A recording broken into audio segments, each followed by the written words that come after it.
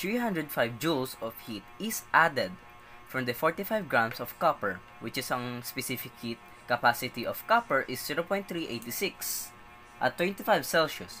What is the final temperature of the copper? Yun, hinahanap dito is yung final temperature. So, sulat muna natin yung given, which is our heat. So, firstly, our heat here is 305 joules. Next is the mass, which is 45 grams of copper. Next naman is our heat capacity. Sometimes hindi siya given. So, minsan kailan din natin memorize. Depende na lang talaga. So, our specific heat capacity of copper is 386 joules per gram Celsius. Then, our next is our initial. So, given dito is on T initial. T initial natin is 25 degrees Celsius. So, ngayon ang hinahanap sa atin is yung T final. Okay.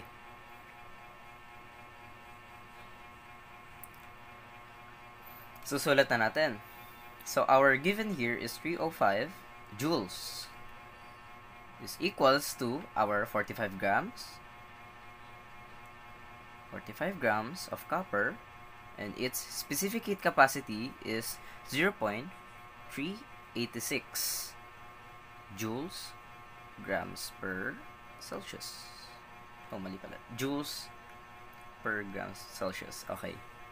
And then, our here, kung i-derive naman kasi yung question, T final ang hinahanap. TF minus our initial temperature is 25 degrees Celsius. Okay, kita pa ba? Yan. So, hinahanap dito yan. Our T final. So, ngayon, ta-times natin siya. Ay, by the way, look again sa question. 305 joules of heat is added. So, ngayon, nadagdagan siya, so, siya ay positive. Meaning, siya ay endothermic, which is, nag-absorb siya.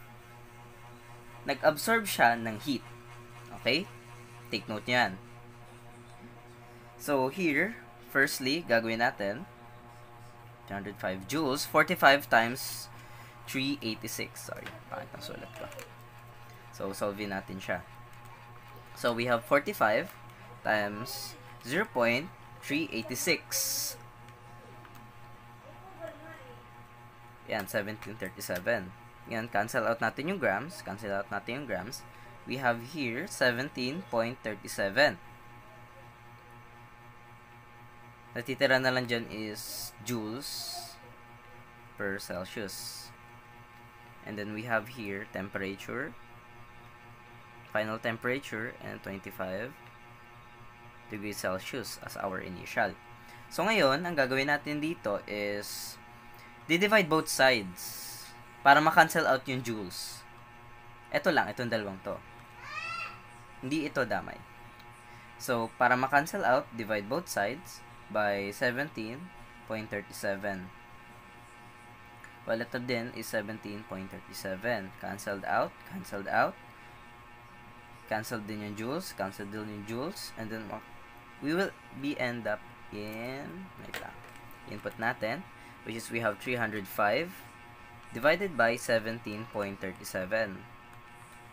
So, meron tayong 17.55. Kasama natin, 55. Yan, 559. So, natira naman dito is Celsius. Okay? Kita pa ba? Yan. So, natira sa atin is T. T final minus 25 degrees Celsius. So, mangyayari dyan, we just add, pwede mo siya, itatranspose natin siya sa kabila. So, mangyayari, wait lang, burahin na natin. So, mangyayari, if dito na lang pala, is that, magiging 25 plus 17.559 is equals to final temp na. So, kapag pinag-add natin yan, we will just have, wait lang, I don't trust my ano yan. May math eh. Hindi ako din mag-isa. Okay. So, meron tayong 42. We'll end up of 42. Uy, di pala kita. Okay, sorry. Yan. 42.559. That is our final temperature.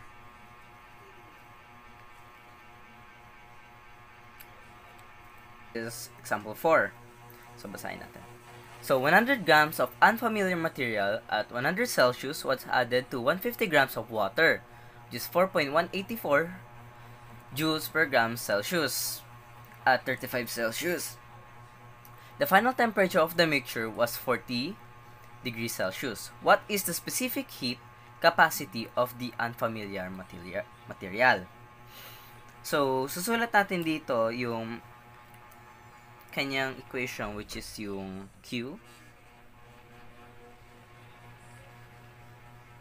Qm is equals to na Q H2O.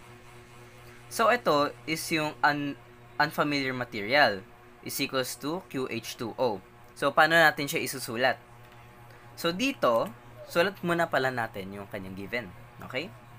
So, we have here, under ng unknown material, we have 100 grams.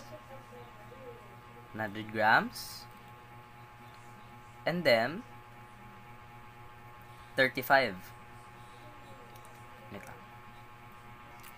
Okay. And its temperature, or initial temperature, is 100 degrees Celsius. And its final temperature is 40. Ngayon, punta naman tayo dun sa QH2O.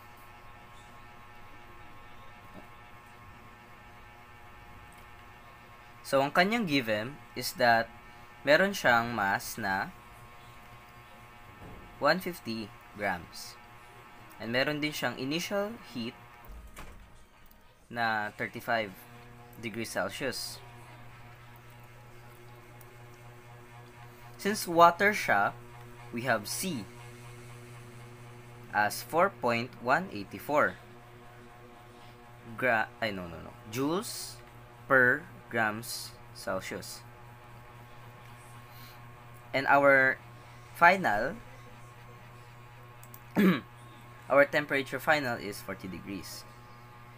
Bakit 40 degrees? Because base dun sa question, which is sinabi, the temperature of the mixture. So, pinaghalo na sila.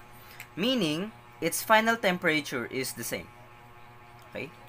So, hinahanap dito is what is the specific heat capacity of the unknown material. Okay. Punta naman tayo sa solving niya. So, gamitin natin tong formulang to. So, we have kanyang mass, which is 100 grams. And then, it's C, which is hinahanap natin. And then, kanyang temperature, change in temperature, T final minus T initial. Which, our T final is 40 degrees Celsius minus 100 degrees Celsius. Masyad parang malaki yung sulat ko. Anyway. Wait lang. So, okay. Equals yung sa H2O naman. So, what is the grams of water? Which is 150 grams. Times yung kanyang specific heat capacity, which is 4.184 joules per grams Celsius. Kita pa ba?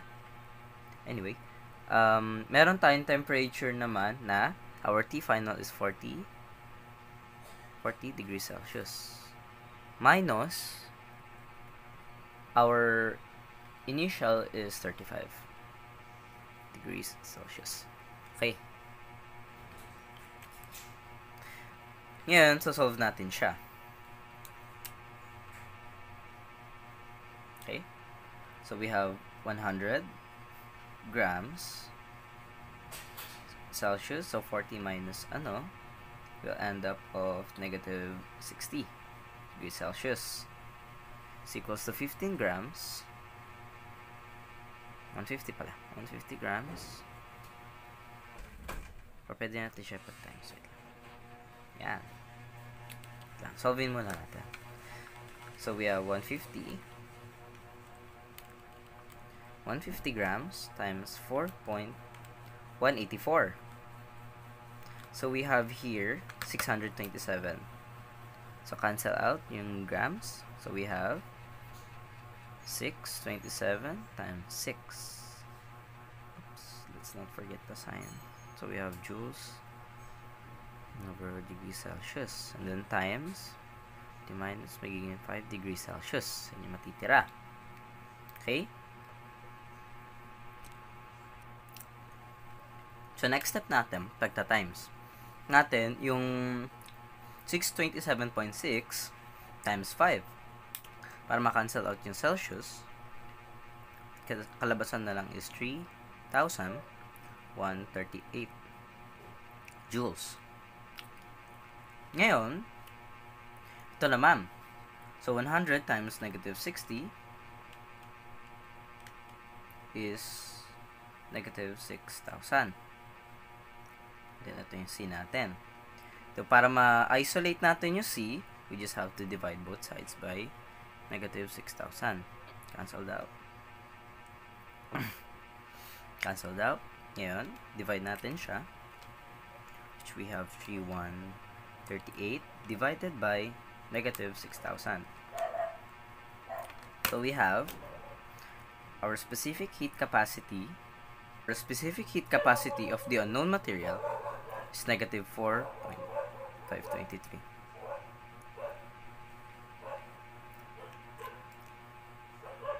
Kung mapapansin nyo, negative yung ating specific heat and specific heat capacity.